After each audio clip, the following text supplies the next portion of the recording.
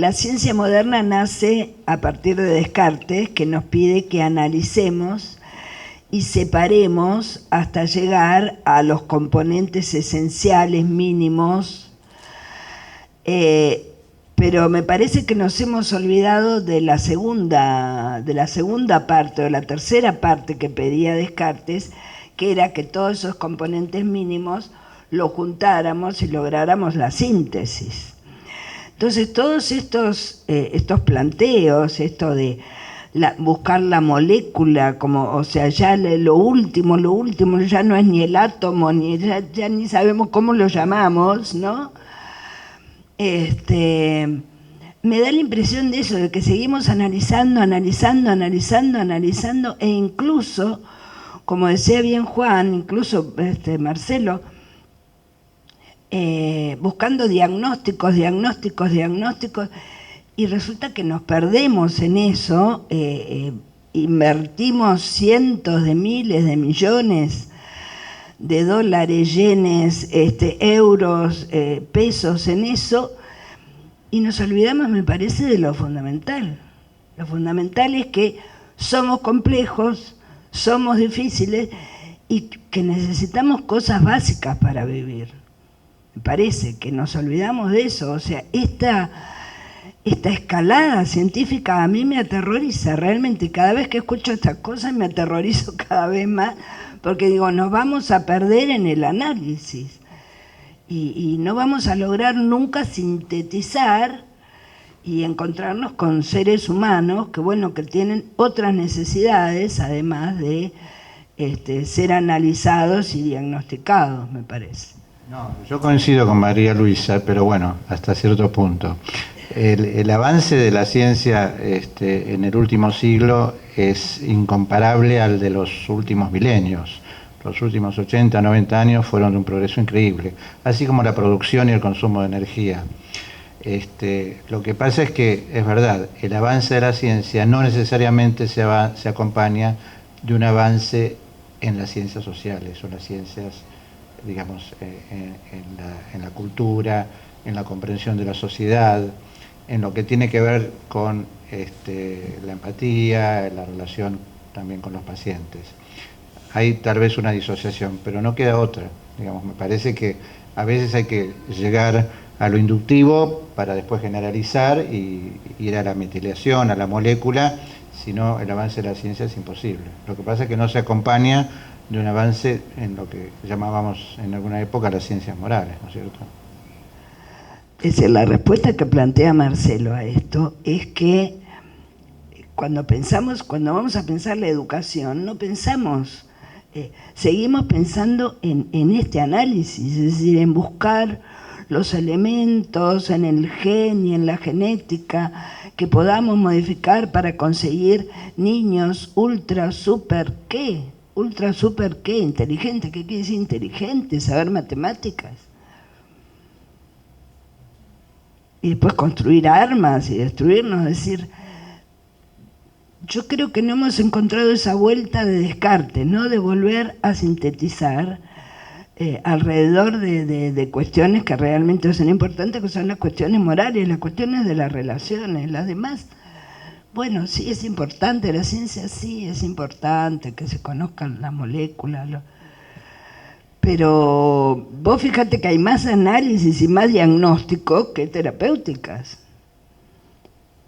Diagnosticamos el Alzheimer a la perfección y después ¿qué hacemos? Cuidamos a los viejitos, porque ¿qué vamos a hacer? No los cuidamos tampoco. Un regaño. Es un debate esto. No, muy breve. Se avanzó también en terapéutica. En el último ciclo se duplicó la expectativa de vida, no solo por el diagnóstico, sino también por la terapéutica. Se duplicó en el mundo. Sí, lo que yo no sé si se duplica la expectativa de vida en función del avance de la ciencia. Yo tengo mis reparos al respecto, porque no creo que todos los avances de la ciencia estén en beneficio de una mejor salud para todos. Me parece que en eso tiene que ver más el desarrollo humano y no creo que las ciencias sociales estén atrasadas con respecto a las ciencias duras. Lo que creo es que las aplicaciones de las ciencias sociales al cómo se vive en sociedad es otra cosa, ¿no? Digamos, la interpretación sociológica que se da a través de las ciencias sociales sobre los sucesos en las poblaciones me parece que es clara, hay una gran discusión y es toda una ciencia, pero no tiene las respuestas de todo. Yo creo que hay una significación importante que no se nos tiene que pasar desapercibida, que yo creo es la esencia misma de las dos charlas que hemos visto, ¿no? Y es de que el conocimiento en sí mismo no garantiza adecuadamente la toma de decisiones, al contrario, tiende a dispersarlas. Por eso, digamos, la medicina en sí misma que avanza se fundamenta en la capacidad de tomar decisiones con el menor margen de incertidumbre, la mayor veracidad posible, de acuerdo a las fuentes de información, siempre y cuando exista un sujeto moral que las aplica y una persona sobre las cuales las aplica. Nosotros en terapia intensiva lo hemos visto eso, la aplicación de hallazgos de carácter observacional no garantiza si esa aplicación va a beneficiar a todos los grupos poblacionales. En la década del 90, la observación de un cirujano en Estados Unidos hizo que se detecten que los pacientes en los posoperatorios de mediana y alta complejidad, que respondían con valores altos de transporte de oxígeno y volumen minuto, andaban mejor que los que no lograban esos parámetros por sí mismos. Entonces se tomó ese dato y se lo aplicó a un grupo poblacional de pacientes infectados, tratando de lograr aquella respuesta que las personas tenían de manera primaria frente a la injuria quirúrgica.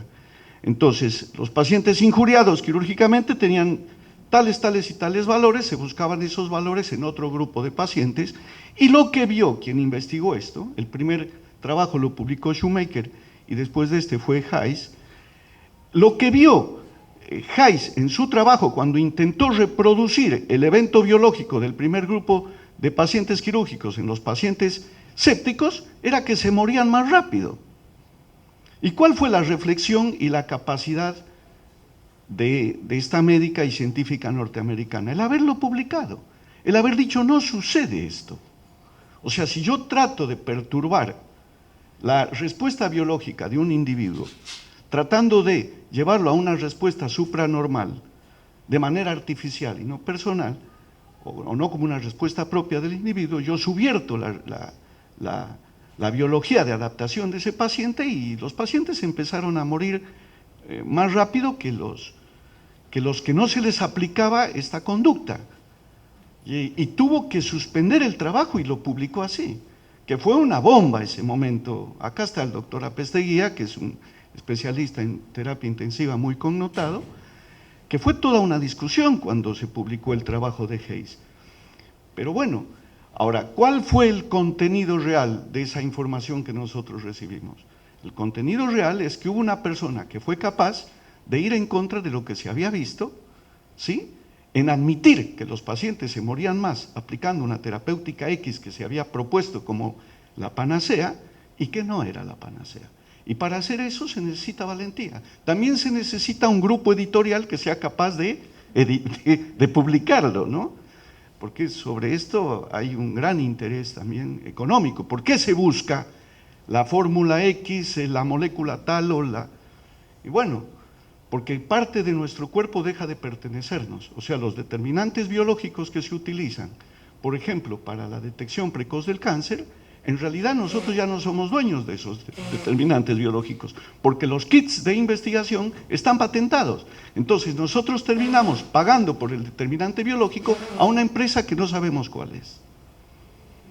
Sí, ese es un punto. Y el otro punto es establecer que una variante genética de la cual uno es portador, que es una variante genética, como decir, bueno, tengo el pelo rojo como el doctor Etxepare Borda o soy pelado como el doctor Miguel Ángel Chávez, es un rasgo, no es una enfermedad.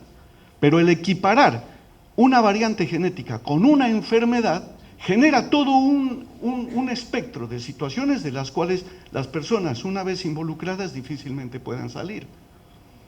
Eso está sucediendo con la detección de los BRCA1 y BRCA2 para la predisposición al cáncer de mama o al cáncer de colon. Entonces, bueno, esto no viene solo, no es que la ciencia avanza y es generosa con todos nosotros. No, detrás de esto hay todo un interés social que impulsa que la ciencia avance, que está bien que avance, pero el fin último de la ciencia es la ciencia en sí misma. Pero la ciencia en sí misma se ejecuta sobre personas, sobre seres humanos, y la reflexión ética, que es a lo que nos han invitado las dos conversaciones anteriores, es lo que hace que encontremos al individuo que está más allá de la misma enfermedad. Quiero apoyar, dos cositas. Me parece que en la presentación del doctor Gorga estuvo muy bien presentado los avances del conocimiento genético, digamos, y después la responsabilidad social, las advertencias, digamos, desde el discurso moral.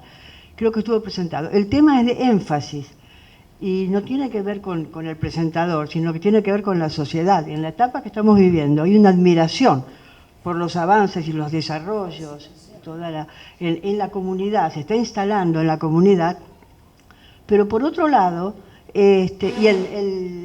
tu versión, tus dilemas lo planteaste desde vos como médico clínico, como médico que toma decisiones en la trinchera.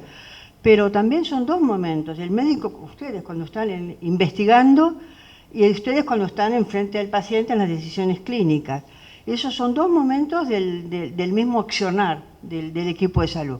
Y quizá lo que se olvida es que en esas decisiones ustedes tienen que trabajar en equipo, con distintas disciplinas y con distintas prioridades. Entonces la resolución la decisión va a ser siempre acertada. Ahora yo 10 puntos me sentí identificada con el discurso de mucho diagnóstico, y después el qué hacemos, y el dilema es cómo se actúa con responsabilidad. Entonces, me parece que me encantó la discusión porque se dieron personificado, digamos, los dos polos de la discusión, y de verdad que la inquietud que tenemos es siempre en actuar con justicia, digamos, y los dilemas están siempre presentes.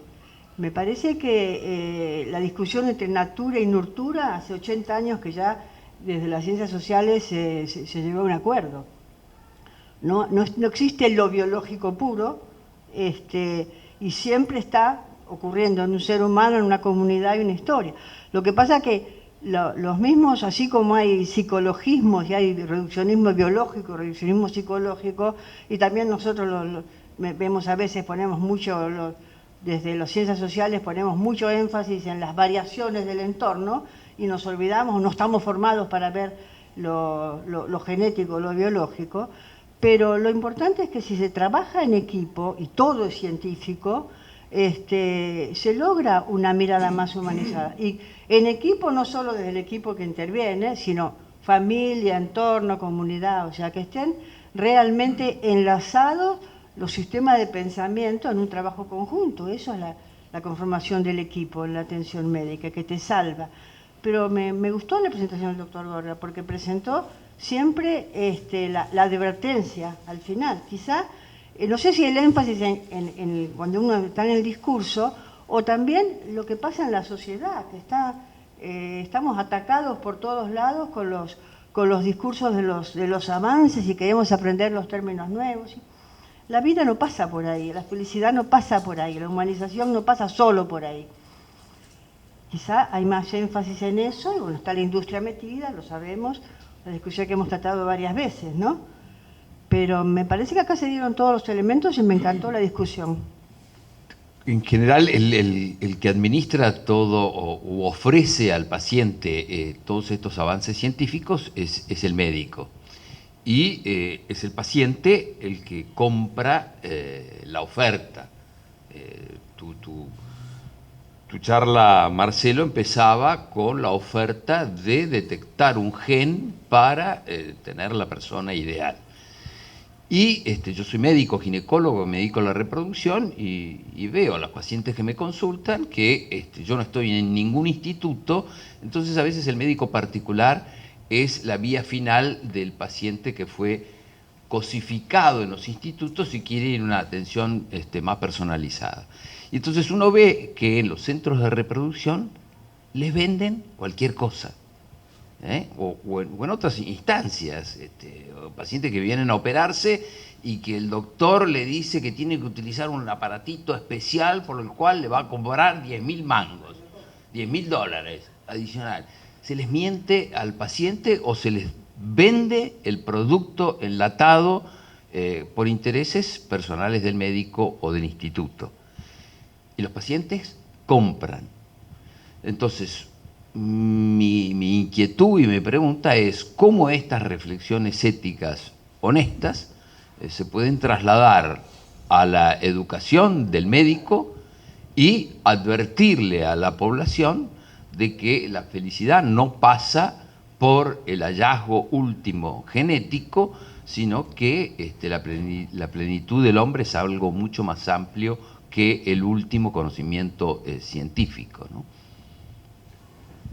¿Qué tal? Esto es una pregunta puntualmente al doctor en función de lo que acaba de manifestar. ¿Se hacen denuncias respecto cuando se toma conocimiento de prácticas que no son las adecuadas? Sé que en el caso de los médicos de la capital federal es el Ministerio de Salud quien tiene el contralor, digamos, de la actuación ética de los médicos. Sé que en provincia están los colegios profesionales, por supuesto, de provincia. Pero mi pregunta puntual es, ¿se denuncian estas malas prácticas o más que malas, digamos, reñidas con la ética? ¿Y cómo actúa en caso de saberlo el Ministerio de Salud, no? No, la respuesta es no.